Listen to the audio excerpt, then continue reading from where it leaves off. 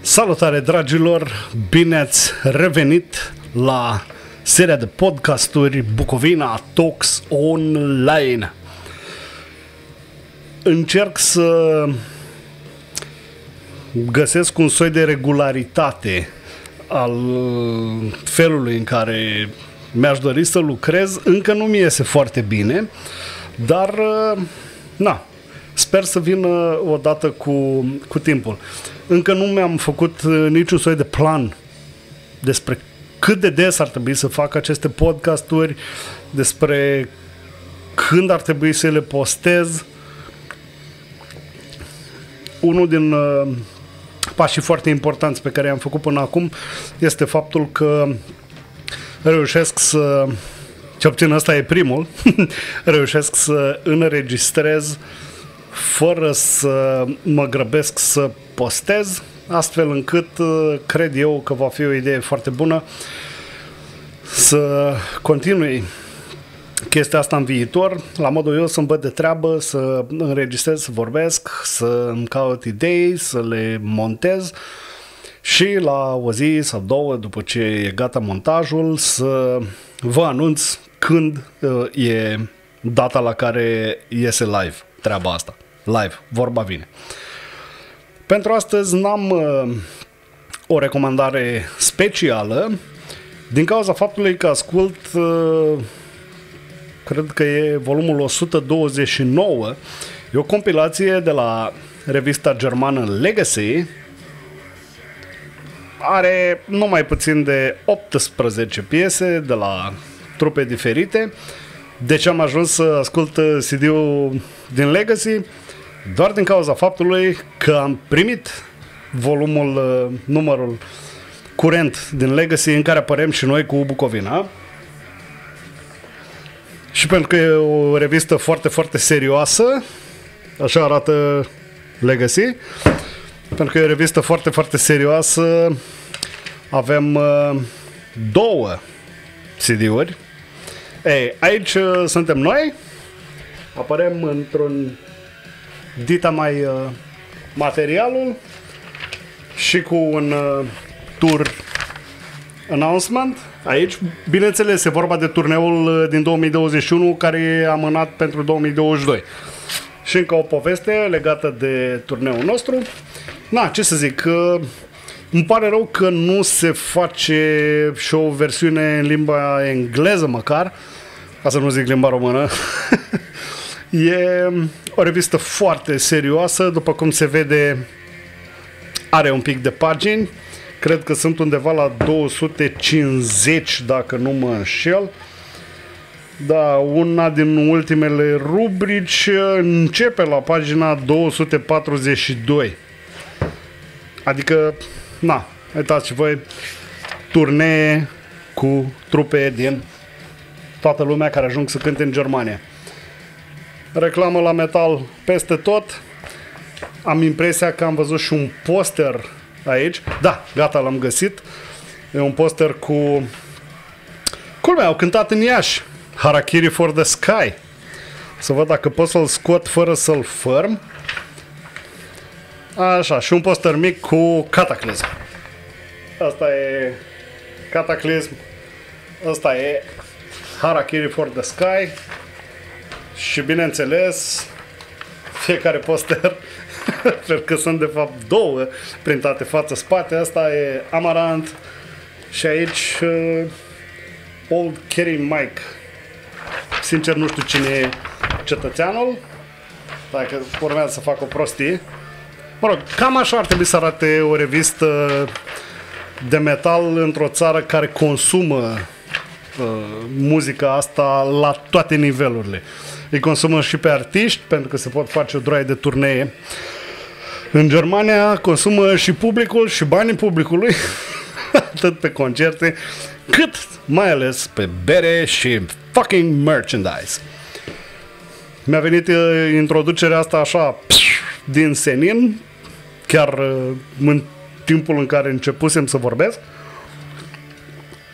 Dar e foarte bine pentru că se leagă excelent cu tema podcastului de astăzi, care podcast e partea a doua a episodului despre vrei trupă mișto. Bun, de data asta am făcut așa un mic conspect pe care o să mă uit și o să încerc să țin lucrurile cât mai în frâu, să zic așa.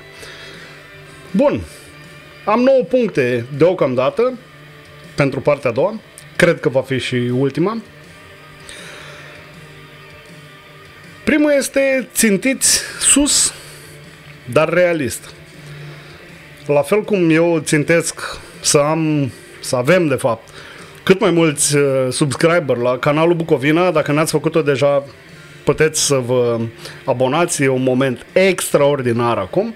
Să dați acolo un subscribe și un click pe notification bell ca să vedeți când apare următoarea discuție. La fel cum eu țintesc să avem cât mai mulți abonați, nu mă gândesc că vom ajunge prea repede să primim măcar prima plachetă de la YouTube, cea cu 100.000 de subscriberi. Asta înseamnă că țintesc sus, dar sunt realist. Bun, cum se traduce, să zic așa, chestia asta în ceea ce înseamnă o trupă nouă? Vă spusesem în episodul trecut, sunt o droaie de motivații pe care le-ar putea avea cineva atunci când se apucă să își facă o trupă, să cânte într-o trupă. Celebritate, succes, bani, femei, droguri, vorba aia, sex, drugs and rock and roll. Am mai discutat despre chestia asta, vremea aia deocamdată cam apus. Zic deocamdată pentru că nu știu ce rezervă viitorul în ceea ce înseamnă metal și rock în general. Vă spuneam data trecută că cel mai bine, pentru mine cel puțin, a fost să îmi dau seama că motivația mea era aceea că voiam cu adevărat să cânt, să mă exprim prin muzică. Sincer, nu am gândit că peste 20 de ani o să ajungem una dintre cele mai titrate trupe de metal din România. Nu mi-am pus niciodată problema asta. Noi în continuare încercăm să ne vedem de treburile noastre și să progresăm, să mergem înainte pe drumul pe care știm noi că trebuie să mergem. Probabil dacă mi-aș fi pus în minte, domnule, vreau să ajung să vorbească lumea despre Bucovina, cu bune și cu rele, că vorba aia, dacă tuturor le place o trupă, e suspect. Serios. E foarte bine că sunt oameni cărora nu le place Bucovina. Asta înseamnă că avem o doză de sănătate în scena noastră. Ei, am ajuns în ultimii, nu știu, probabil 5-7 ani să țintim din ce în ce mai sus, dar încă nu ne gândim la celebritate, bani, sex, drugs and rock and roll, pentru că ne dăm seama cât de mult suntem noi în urmă cu scena și cu trupa chiar față de ce se întâmplă în afară. În România au trecut 30 și un pic de ani de la căderea comunismului, avem o scenă foarte, foarte tânără. E în clasă pregătitoare, ca să zic așa, în comparație cu ce se întâmplă în Germania, în Marea Britanie sau în alte părți. Încerc să îmi pun niște țeluri realizabile, realiste, așa cum ziceam, și încerc să învăț din toate direcțiile, de la o droaie de oameni pe care îi întâlnesc. Încerc să învăț măcar două lucruri. Unul care e foarte, foarte important și cred că e cel mai important, e cum se fac treburile. Nu neapărat cum se compune muzică sau chestii de genul ăsta. Dom'le, uite, ăla are succes, hai să văd cum face el ca să aibă succes. Asta înseamnă că voi mima, voi replica, voi încerca să replic rețeta pe care o are trupa respectivă în trupa mea și mă voi duce în căcat.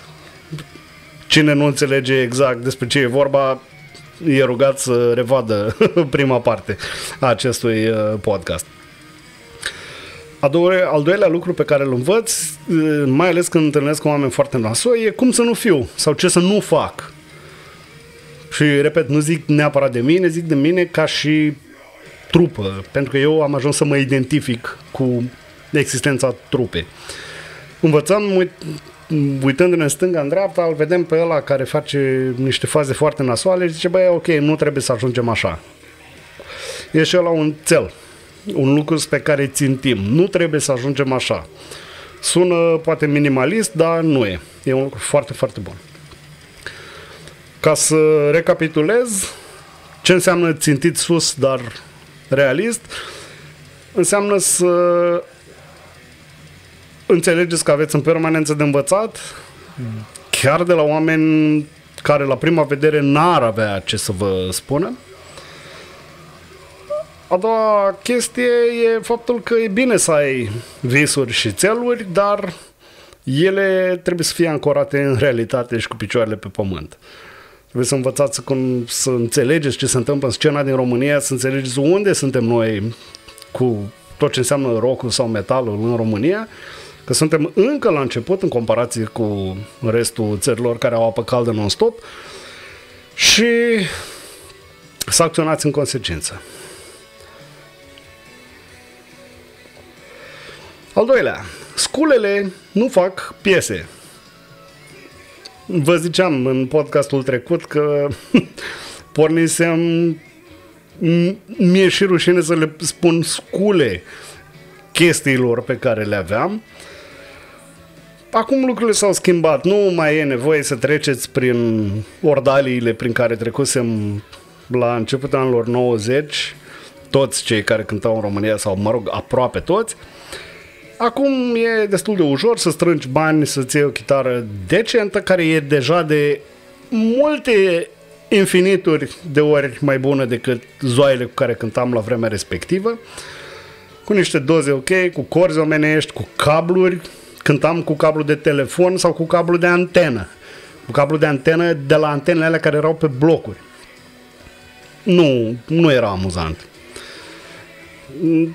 Închipuiți-vă cum era iarna când ajungeam la repetiții și scoteam cablul ăla încolăcit din husa de chitară care era aproape înghețat și încercam să-l desfacem și el era o spirală mega dubioasă, trebuia să așteptăm să se încălzească, să ajungă la temperatura camerei ca să fie un pic mai maleabil. Un pic, nu mult.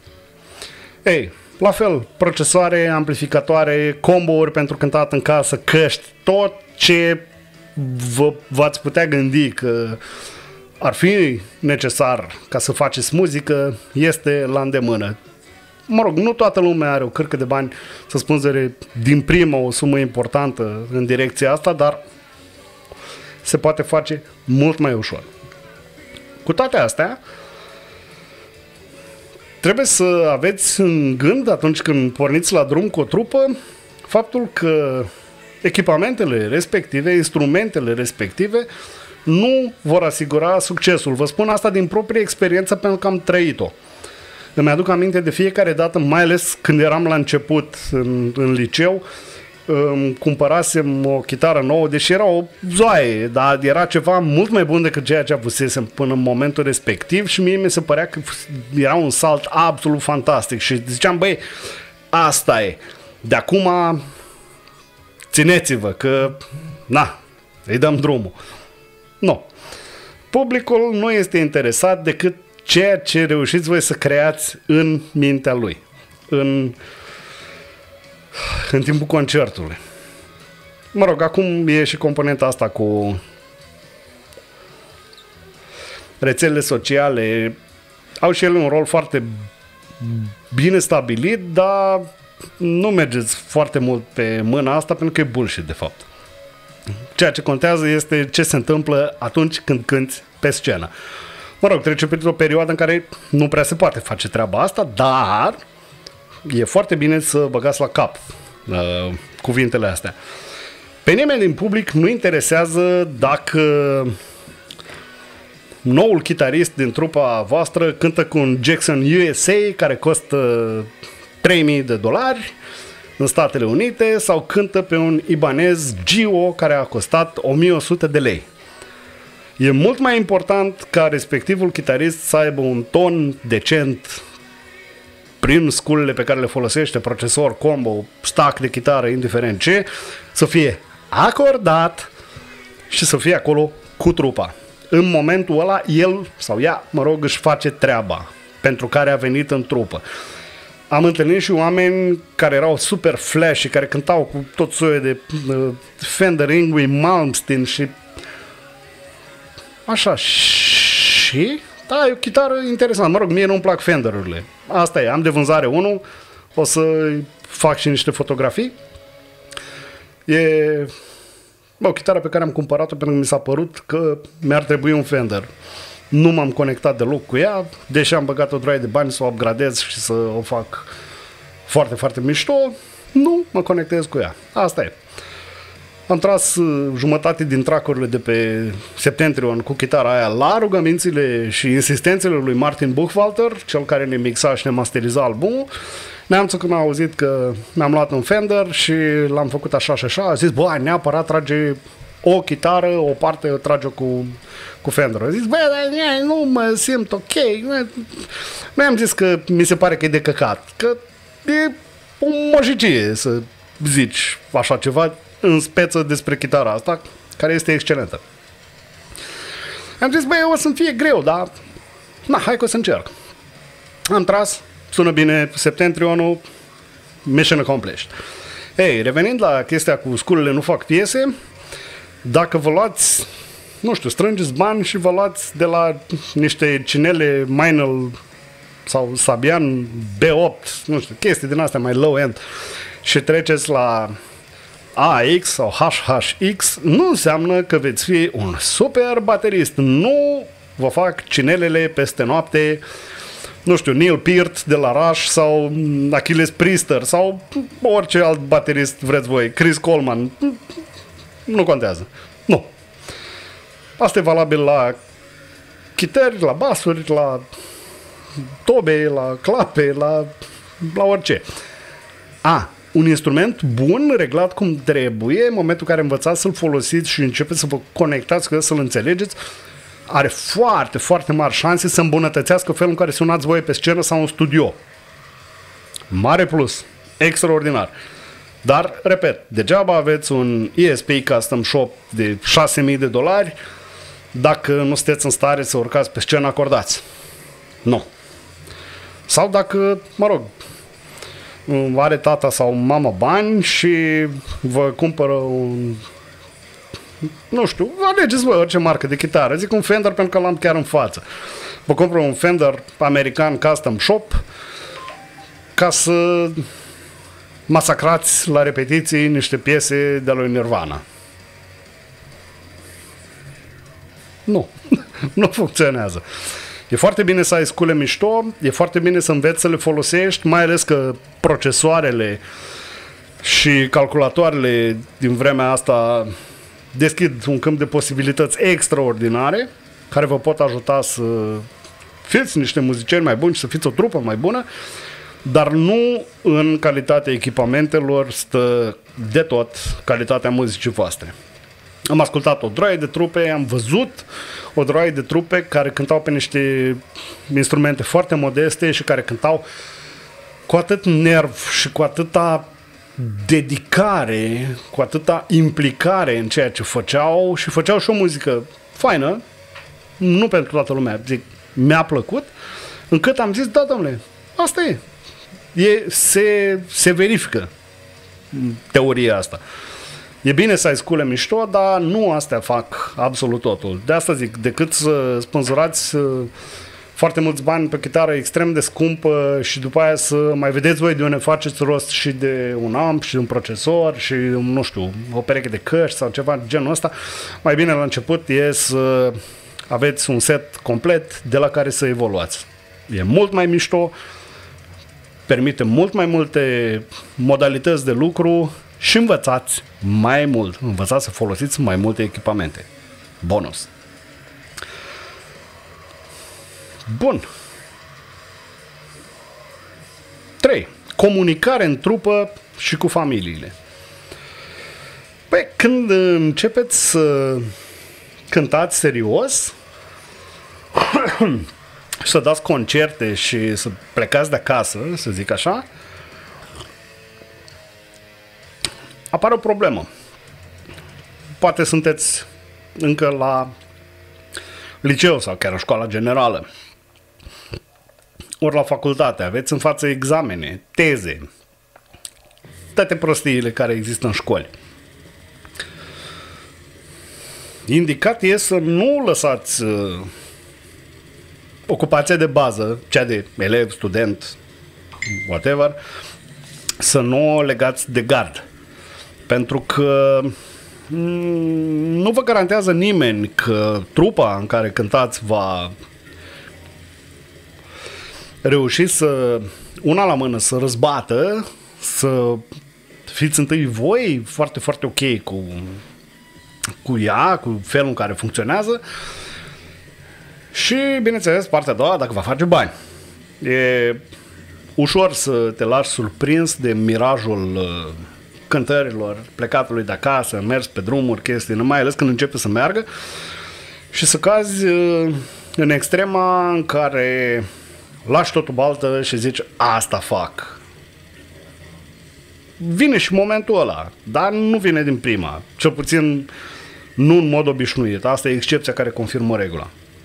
E foarte, foarte important să comunicați deschis între voi și cu familiile voastre, iar în ceea ce înseamnă familie am inclus și prieteni apropiați, iubiți, iubite, chestii de genul ăsta, pentru că în momentul în care vă apucați serios de trupă, o să fie nevoie să luați foarte mult din timpul pe care înainte de trupă îl petreceați cu ei și să-l dedicați formației. Altfel nu merge. Serios. La fel, din proprie experiență vă spun, am cântat cu o sumedenie de oameni. Nu. Mai ales când, nu știu, ești la vârsta adolescenței, sentimentele joacă un rol foarte important. Am văzut trupe care aproape s-au destrămat sau chiar s-au destrămat din cauza faptului că unul din membrii de bază s-a îndrăgostit și a lăsat baltă trupa ca să stea cu prietena. Nu zic că e rău pentru trupă. Nu pot să judec eu felul în care se simt respectivele persoane, dar pentru trupă e nasoluț. Catastrofa. Vorba aia, un membru care nu este esențial, vital, cumva se poate înlocui cu o leacă de noroc. Poate chiar cu o persoană mai bună. Dacă vine vorba de unul din motoarele trupei care leagă chestia asta de gard ca să meargă în oraș cu fata, aveți o foarte mare problemă. La fel, familiile s-ar putea să nu vă înțeleagă. Ce obținut din prima. A fost cazul la mine, mă rog, eu sunt orfan de ambii părinți de foarte mult timp, dar mă rog, trăia încă mama doar când am început să cânt, nu privea cu ochi foarte bun ceea ce făceam, mai ales din cauza faptului că eram și foarte, foarte descreierat și da, adică pe de-o parte mergeam la olimpiade, aveam materii la care aveam note foarte mari, chiar și medii de 10, la profesori din liceu la care aveau medii de 10 friza științifico-fantasticul. Jucam în 2 echipe sportive ale liceului, cântam, dar aveam și obiectele mele la care nu m-am priceput niciodată, cum ar fi chimie, matematică, fizică, treburi de genul ăsta, la care era greu, ca să nu zic nasoltare. La fel, am întâlnit oameni care nu s-au bucurat de susținere din partea familiei, care au continuat și au reușit să facă în asemenea fel încât să nu intereseze chestia asta, să nu-i mai afecteze. Că bă, n-a venit tata sau mama vreodată la concert. Nu toți părinții ascultă grindcore, da? Adică asta e. Da. Mătușa mea cea mai dragă nu privește cu ochi buni faptul că trupa mea se cheamă, nu știu, Satanic War Master. Pentru că e bisericoasă.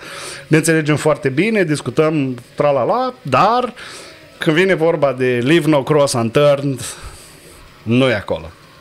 Ei, cel mai important e să țineți voi între voi aproape, să mențineți o relație măcar cordială cu prietenii, partenerii și familia, astfel încât să nu se transforme cercul ăsta exterior de cunoștințe sau rude, să nu se transforme într-un obstacol, într-un impediment în calea voastră.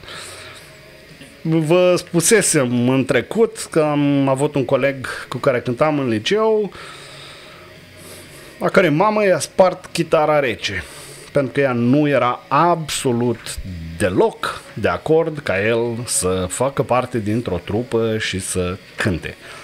Și culmea, omul avea un potențial foarte mare, era foarte studios și făcuse niște progrese uimitoare. Era în fața mea deja. El studia cu metodă, eu studiam cu pasiune, să zic așa. Într-o zi n-a ajuns la spectacolul pe care trebuia să-l dăm, a trântit el așa o poveste credibilă în momentul respectiv, după care am aflat de la maică mea, la întoarcerea de la una din ședințele cu părinții, că doamna X a spus-o așa, fără niciun fel de jenă și fără ocolișuri în ședința cu părinții, că a făcut ea în așa fel încât fiul să nu mai cânte la chitară, nici cu Aldi Țibu și cu tare care mai eram pe acolo, și a format chitara. Nasol. Nu știu dacă respectivul om ar fi performat în câmpul muzical, dacă nu s-ar fi întâmplat chestia asta. A performat excelent în alte părți, culmea nu în matematica pe care o dorea maică-sa la timpul respectiv, dar a mers bine. Ei, asta ziceam, comunicați foarte mult între voi, încercați să mediați viața de trupă și ce presupune ea cu ce înseamnă familii, prieteni, iubiți, iubite, pentru că în cele din urmă trebuie să găsiți o cale de mijloc să împăcați și varza și capra. Nu e deloc ușor, în cea mai mare parte a cazurilor nu e ușor, dar este doable, este posibil. Sunt unul dintre exemplele vii. Ok. Bun, 4. Mișto. Cine n-a văzut încă treaba asta, o să pun un link cu chestia aia, cu sex, drugs, rock and roll, nu chiar. Nu o dați în Motley Crue.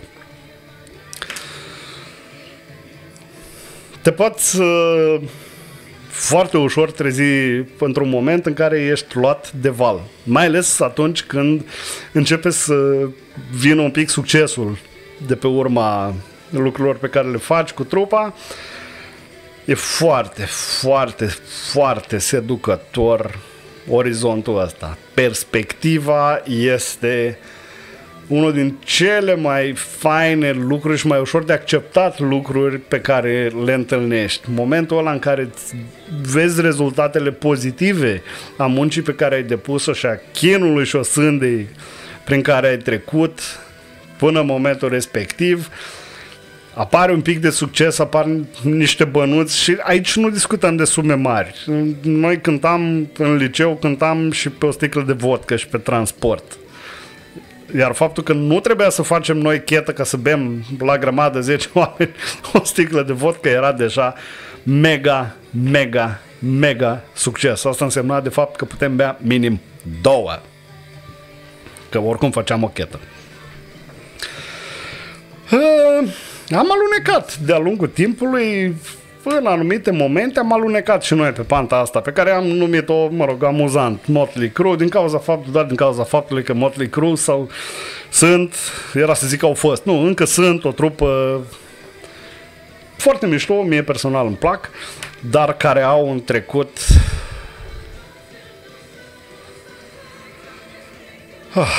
vai.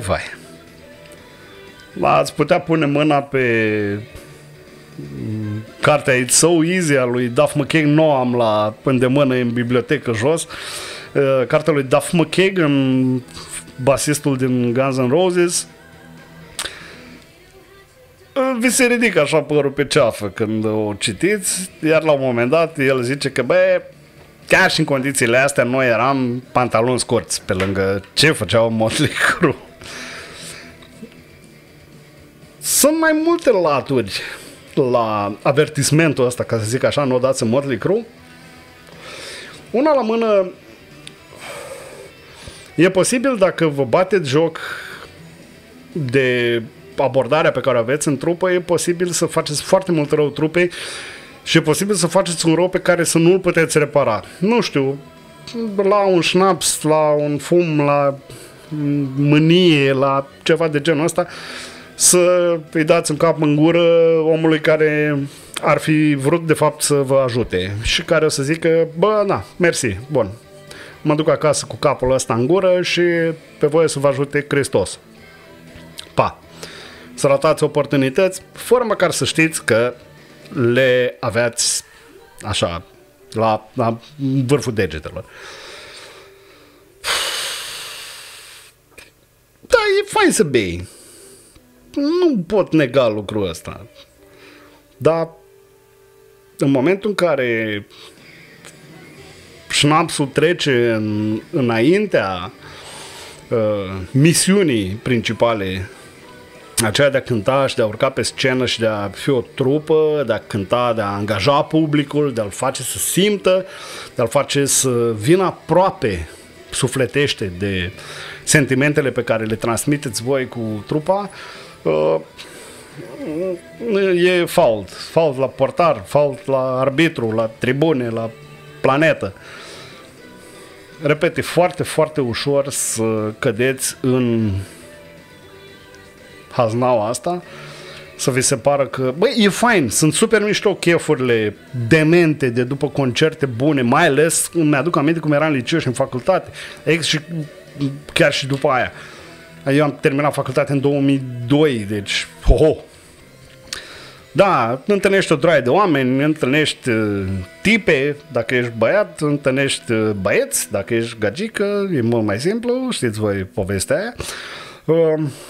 Da, e foarte fain, toată lumea e veselă, mai ales când ești într-o gașcă de oameni care spun, tot vin pe parcursul serii și spun, ce mișto a fost concertul ăsta, hai să mai bem, nu știu ce. Da, e ok să fie așa, dar nu asta trebuie să primeze în fața misiunii de a cânta și de a compune. La fel, sunt unii oameni care la băutură fac foarte urât. E bine, dacă aveți oameni de genul ăsta în trupă, să vă dați seama foarte repede și să discutați cu ei, exact ce ziceam noi la punctul 4, să comunicați cu ei și să încercați măcar să vă asigurați că nu o să facă tâmpenii cumva alimentați de bruma de succes de care vă bucurați la un anumit moment. Bun. Punctul 5. Foarte mișto. Ascultați de cei care au făcut ceva, nu de cei care doar vorbesc. Cum vă zisesem și înainte, unul din atributele unui om înțelept sau care încearcă să devină înțelept este conștientizarea faptului că are de învățat în permanență de la aproape oricine. Acum, mai ales în epoca internetului și a platformelor sociale de tot soiul, proștii au căpătat o voce și oamenii răi au căpătat voce, oamenii găunoși, shallow, au căpătat și ei voce. E un uragan, un shitstorm perfect în aproape oricare colț al internetului v-ați uita, apar imediat justițiarii, oamenii care le știu pe toate, care dau ei sentințe și explică planetei cum de fapt ar trebui să meargă. Cea mai mare parte a lor, ucigători de mare parte a lor, sunt niște imbecili. Niște idioți siniștri buni de pus în spirit, vorba unui prieten bun de-al nostru, de la care n-aveți ce învăța decât cum să nu fiți sau cum arată oamenii de care trebuie să vă feriți. E mult mai important să plecați urechea la oamenii care au făcut ceva, care pot pune ceva pe masă, știi? La capitolul realizări, de orice fel. Feriți-vă, la fel, din proprie experiență, vă spun, să vă feriți cât puteți de cei care trăiesc în nostalgia trecutului. Am întâlnit o cârcă de oameni foarte, foarte self-sufficient, pentru care nimic nu e suficient de bun și care cred că atunci când cânteaseră ei odată în facultate sau în liceu, fără a fi făcut ceva, fără a ține cineva minte, în vreun fel, ego-ul lor atât de mare îi îndeamnă să spună: domnule, lasă că tu ești un fraier, fucker. Hai să-ți spun eu cum era. Știi? Și dacă se nimerește cumva să întreb: bun, dar tu acum ce faci? Te mai ocupi de, nu știu, bătut la tobe, lumini, fuck, nu contează ce, ceva legat de muzică, de scenă. Nu, domnule, dar nu mai fac asta, că eu, da, cum era pe vremuri, stai să spune, băi, lasă cum era pe vremuri, că juca bunica handbal. Vremurile lui Tudor Vladimirescu și al lui Bălcescu m-au opus. Te uiți la ceas, băi, la mine e secolul 21, la tine cât e? Sună foarte nepoliticos treaba asta. Mulți dintre ei trebuie, într-adevăr, tratați cu o oarecare lipsă de politețe, pentru că altfel nu înțeleg. Dar important e de plecat urechea la ce spun oamenii care au experiență reală și practică și cei care lucrează în domeniu sau care au făcut până în momentul în care are loc discuția, care au făcut ceva cât de cât notabil. Restul sunt doar niște prostovani care trăiesc în trecut, care încearcă să-și mângâie sinele, să-și umfle ego-ul, doar pe diferența asta între faptul că acum 30 de ani sau 40 de ani a cântat și el la bas într-o trupă în facultate, de care n-a auzit nimeni, cu care n-a apucat să înregistreze nimic, n-a făcut niciun căcat. Și e diferența între felul în care se vede persoana respectivă la cum era în momentul respectiv în comparație cu ceea ce ești tu acum. Un fucker care se chinuie în liceu sau în facultate să-și facă o trupă și să cânte orice, de la blues la gore grind. La fel, majoritatea oamenilor ăstora au așa un fel de ochelari de cal, nu poți să-i scoți din ale lor, nu interesează, întotdeauna o să spună: las că știe el cum trebuie să fie lucrurile și cum trebuie făcute lucrurile și e bine să evitați oamenii ăștia, pur și simplu să fugiți de ei. Vorba unui amic, Minel, fostul vocal din Vena Cava, care zicea să ai așa un băț și să-l împingi pe om îndepărtându-l la tine, spui: du-te de aici că puța prost. Da, asta e, adică îmi aduc aminte, eram la un Rockstad înainte de a scoate Nestrămutat, abia ajunsesem în festival, mă schimbasem, eram încă năuc de la drum și m-am luat o bere, m-am văzut cu o droaie de oameni și la un moment dat mă întâlnesc cu un tip, habar n-aveam cine e.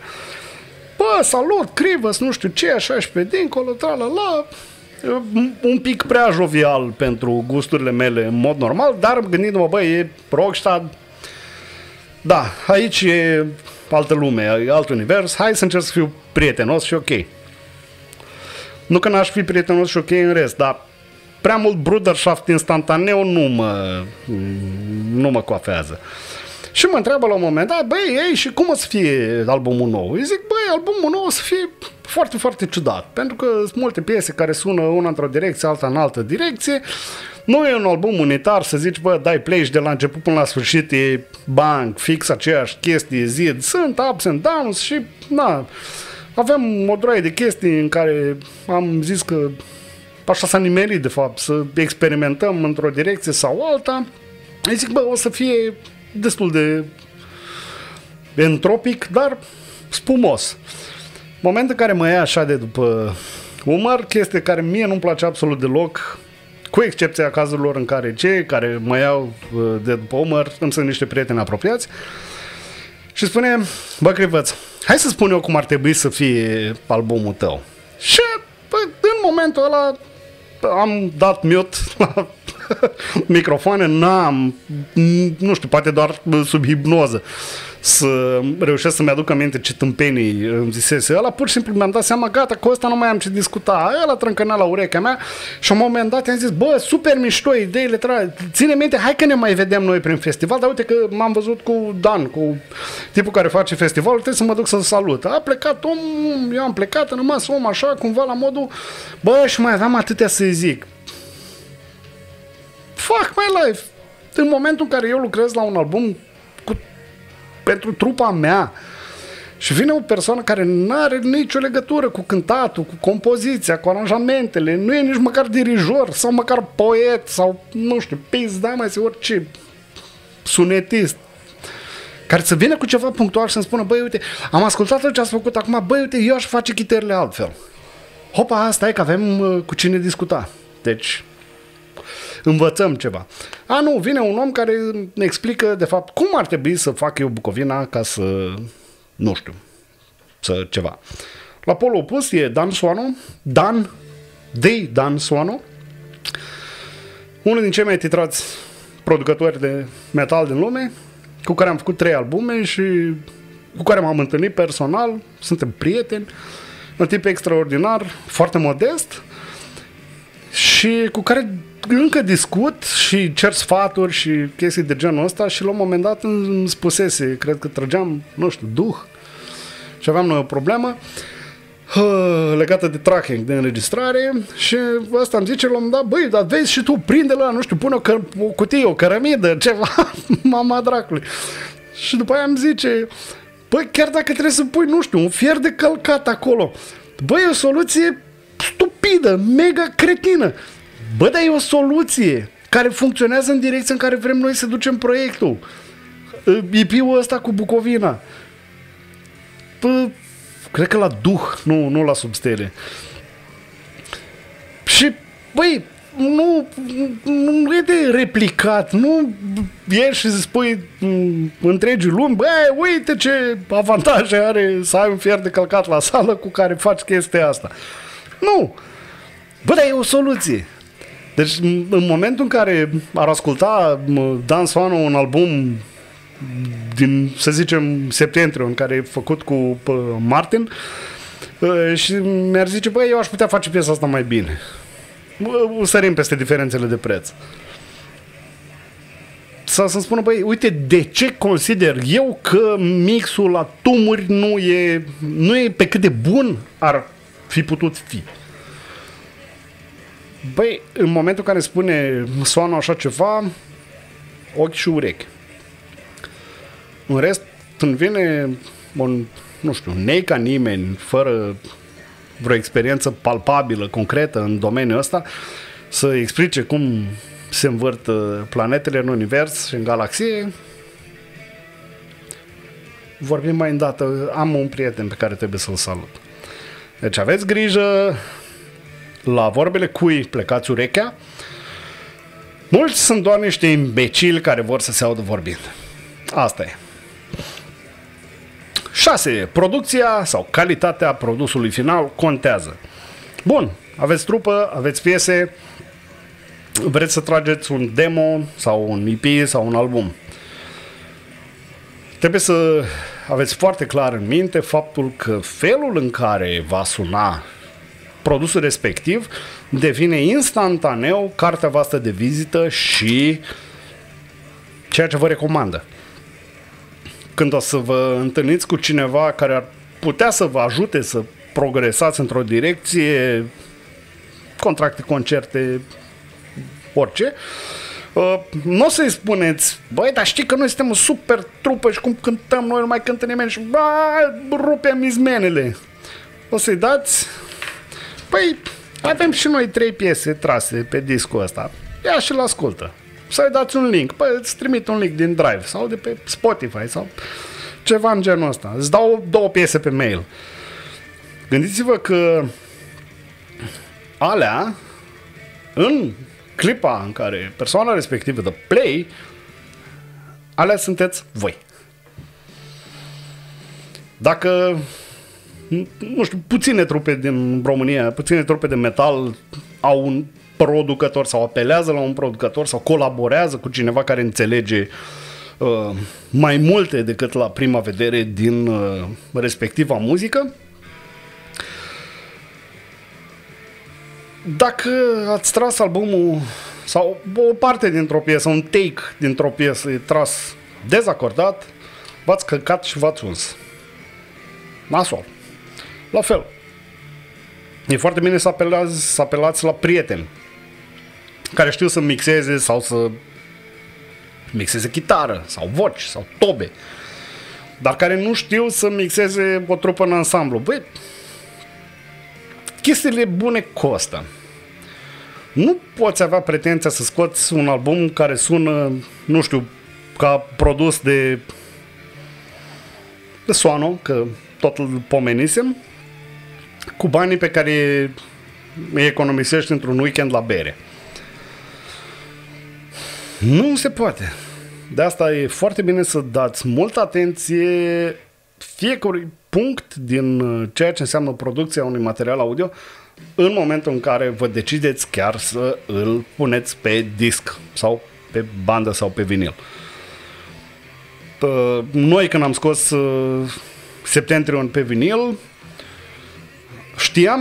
eu știam că trebuie un mastering deosebit pentru vinil, pentru că e un cu totul și cu totul alt mediu de stocare și de redare a muzicii, care nu funcționează la fel cum funcționează un CD sau un track online. De asta am pus mâna pe telefon, am sunat pe Martin Buchwalter. Ce fac meșterii? Băi, uite, masterizez, te pricep la masterizat pe vinil? Da, am mai făcut asta și am rezultate ok. Bun, cât costă? Păi atât, dar albumul ăsta să știi că o să fie destul de complicat să-l pui pe vinil, că e cam lung pentru vinil. Zic, bă, hai că o să încercăm să mutăm piesele între ele, să vedem. Dacă le muți așa, cred că ești la limită. Dar, da, știu cum se face treaba și pot să vă fac vinil mastering pentru albumul ăsta. Cât costă? Atât. Poftim banii.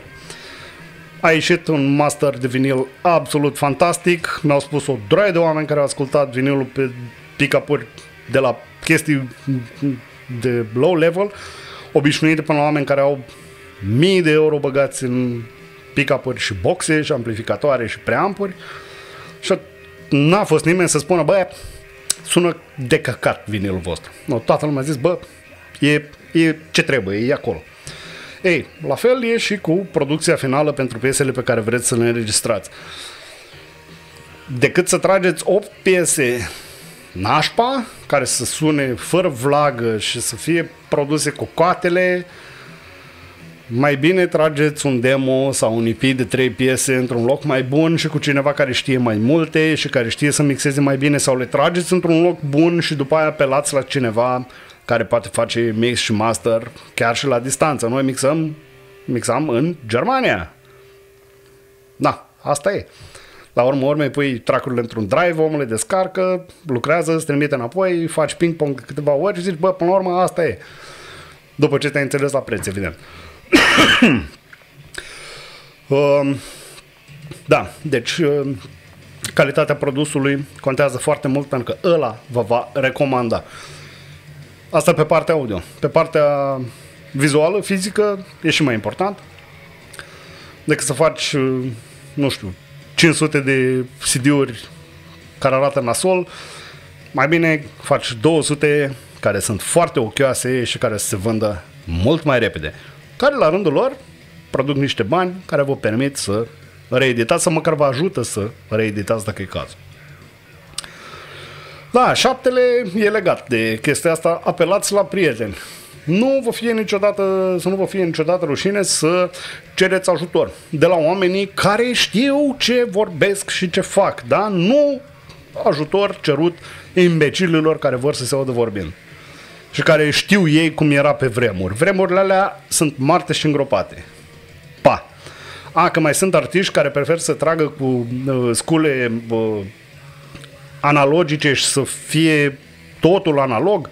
Nu e nimic greșit în chestia asta. Își permit să facă lucrul ăsta, vor să facă, au bani și timpul necesare pentru asemenea proiecte și foarte mișto. Se și distrează în timpul ăsta pentru că cunosc oameni care preferă să lucreze analog și se și bucură în timpul în care fac chestia asta.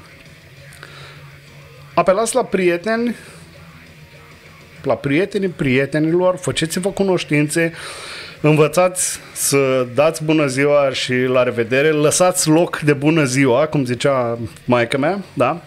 Și să nu vă fie niciodată jenă să întrebați, să cereți un sfat. Multe dintre așa zisele sfaturi s-ar putea să fie bullshit. Asta e. Așa funcționează viața.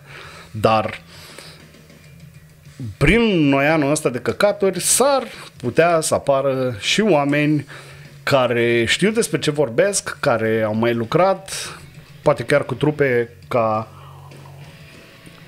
cele în care cântați și care pot să pună umărul, să vă ajute să fiți mai mișto.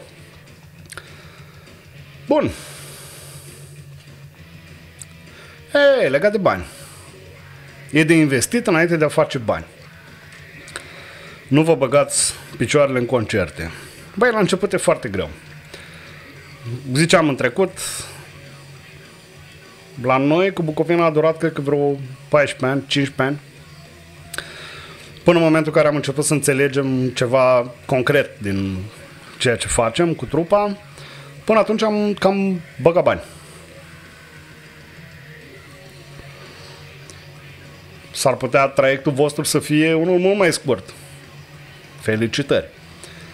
Dar în ultimii ani, cred că, 7, cam așa, am întâlnit o draie de fapt nu e bine zis o draie. Nu. Au fost destul de multe trupe care nu au vrut să cânte. N-au vrut să vină pe banii lor la niște concerte foarte ok de altfel și nu, băi, hai vină pe banii tăi în Viena ca să cânti. Nu, niște chestii, drumuri de 300 de kilometri, chestii de genul ăsta. Sau în unele cazuri și mai scurte. Recordul cred că a fost de la Arad la Timișoara, ceva genul ăsta. Da, nu anihilați, nu dați cancel unor oferte la prima strigare. Când sunteți la început, cel mai important lucru pe care îl puteți face este să fiți văzuți. Nu vă bazați pe Instagram, pe Facebook și prostii de genul ăsta. Singurul loc în care puteți da măsura capabilităților voastre este pe scenă. Ăla e singurul loc în care se măsoară cu adevărat ceva. Like-uri pe Facebook și tâmpenii din astea, astea sunt copilării. Înseamnă eforturi financiare. Da. Trebuia să știți în ce vă băgați de la bun început. Cei care n-au prins deja prima parte a episodului despre trupe noi ar face foarte bine să îl revadă. Nu funcționează fără investiții. O trupă ar trebui să funcționeze aproape ca o firmă. să existe un capital de lucru, dacă nu e suficient să fie suplimentat, să se lucreze cu el în speranța că va produce profit. Concerte bune, oameni mulțumiți, oameni care vorbesc mai departe cu prietenii lor despre ce văzuseră cu o seară înainte sau două sau la un festival. Așa crește trupa. E foarte ușor să refuzi concerte. Să zici, nu mă, dar nu mergem pe banii noștri acolo. Cum, bă, dar nu ne asigură? Nu prea. Încă gândiți-vă că în România, din fericire, nu prea e așa de împământenit obiceiul destul de ticălos al lui pay to play. Vrei să cânti acolo, varsă bani. Vrei să vii în festivalul cu tare, varsă bani. Adică pe lângă faptul că nu te plătește nimeni și îți dă doar un bax de apă la scenă, vii acolo pe banii tăi, mănânci pe banii tăi, te cazezi. Hai să zice că probabil primești o cazare, dar în rest ai de plătit o taxă pentru slotul din respectivul concert sau festival. Cum sună chestia asta?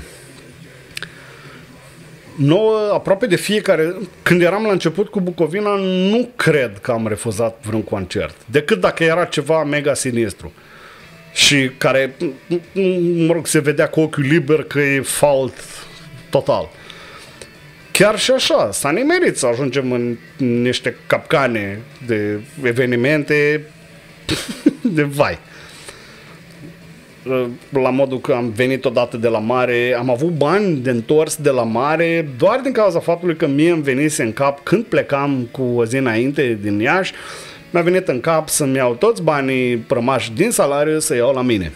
Și am reușit să plătesc biletele tuturor, nici măcar până în Iași, până în Bărlad. Nu-i plăcut, dar toate chestiile astea se adună, se contorizează la ceea ce înseamnă experiența unei trupe.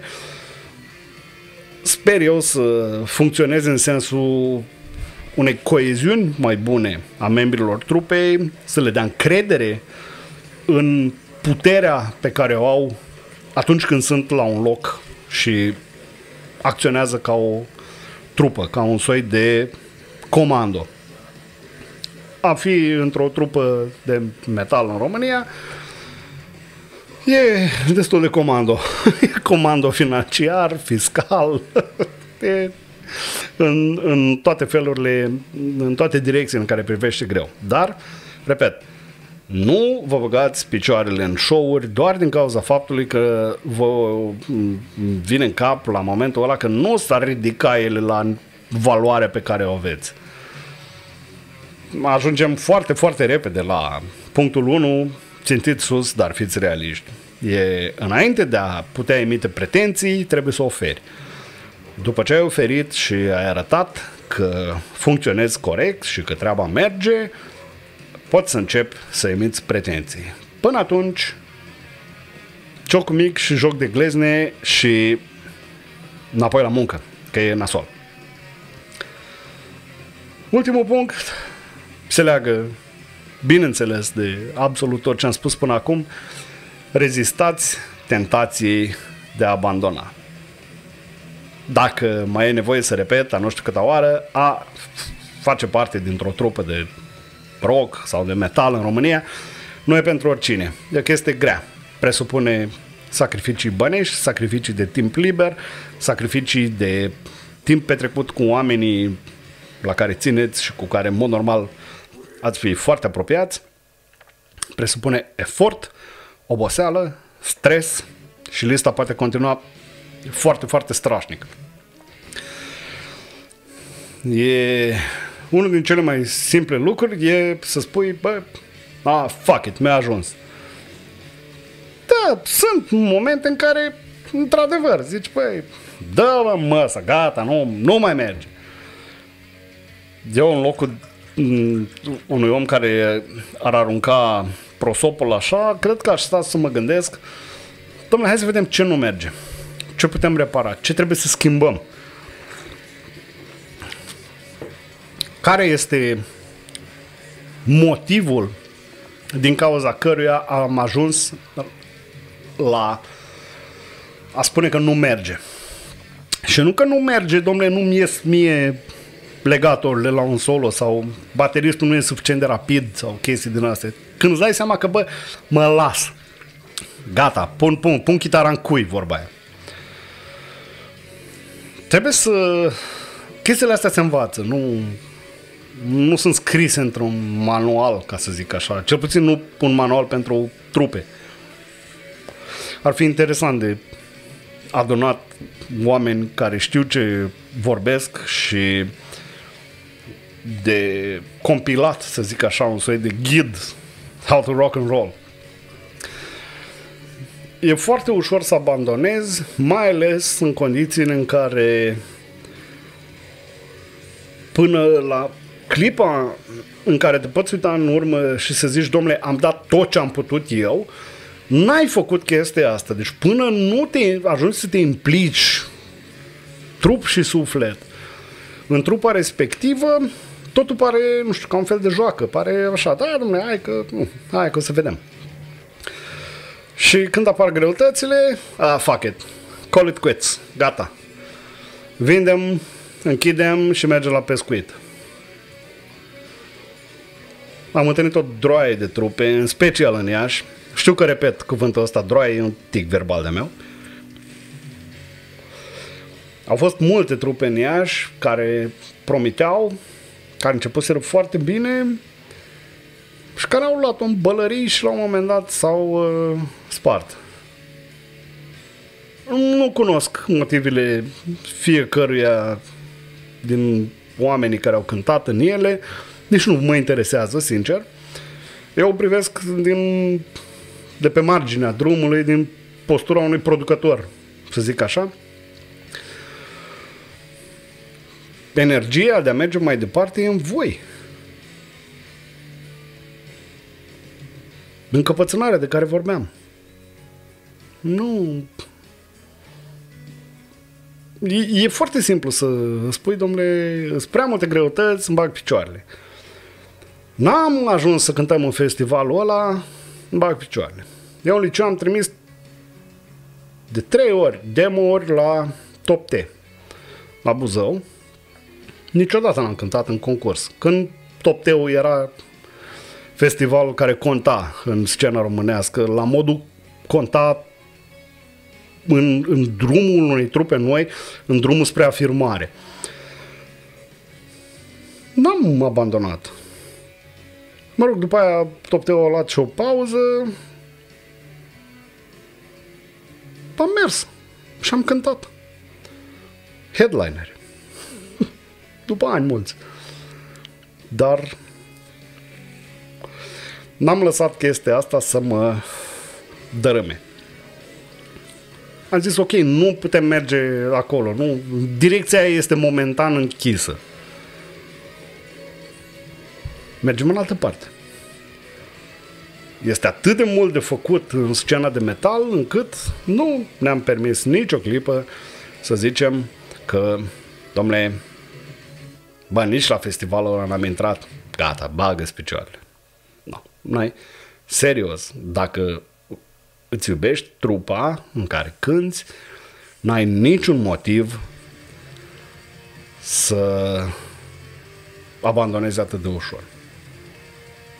Ca să însumez partea a doua și finală a podcastului despre trupe noi, la început de drum, e greu, e nevoie de pasiune adevărată, de dedicare și foarte, foarte multă încăpățânare. Și chiar și așa, nu-ți garantează nimeni că vei reuși să ridici așa puțin capul din mulțime. Asta e. Asta e valabil într-o droaie de aspecte ale vieții. Nu vă gândiți că va fi ușor. Este foarte mișto. Foarte, foarte mișto. E, să zic așa, drogul meu preferat. Dar nu e ușor. Înarmați-vă cu răbdare, cu încăpățânare, învățați să înțelegeți pe cât posibil pe cei din jurul vostru și pe oamenii cu care vă întâlniți. Foarte important e să învățați să evitați idioții. Asta cred că ar trebui pus pe primul loc. Învață să te ferești de omul prost. Și ce pot să zic, sper din toată inima că aceste două informațiile cuprinse în aceste două podcasturi vă vor ajuta să priviți neclaritățile din viitorul trupei pe care o aveți sau pe care intenționați să o formați, să vedeți viitorul mai clar, o leacă mai puțin întunecat, să fiți mai realiști și, de ce nu, mai bine pregătiți decât eram eu la vremea în care treceam prin momentele prin care urmează să treceți voi. Asta e, dragilor. Am ascultat una din cele două compilații foarte mișto care au venit cu un nou număr din Legacy, Germania. Le puteți primi revista în România, nu știu, pentru cei care știu germană e cu atât mai avantajos. În rest e foarte, foarte mișto. Ele costă, nu știu, vreo 5 euro bucata, ceva în genul ăsta, nu e o mare dramă. Aveți grijă de voi, nu uitați să mergeți la vot. Asta e un mesaj foarte interesant. O să mai fac un podcast pe tema asta, scurt. Vin alegerile, nu o să vă zic cine să votați, asta e o prostie imensă. Însă eu vreau să aduc niște oameni noi în politica din România. M-am săturat de multitudinea de imbecili care spun tuturor că au cea mai vagă idee despre ce au de făcut, dar de fapt, nu știu, se împușcă în fiecare zi dintr-un picior în altul. Nu uitați să dați un subscribe canalului de YouTube Bucovina, dați share mai departe vlogurilor Bucovina Talks Online. Det!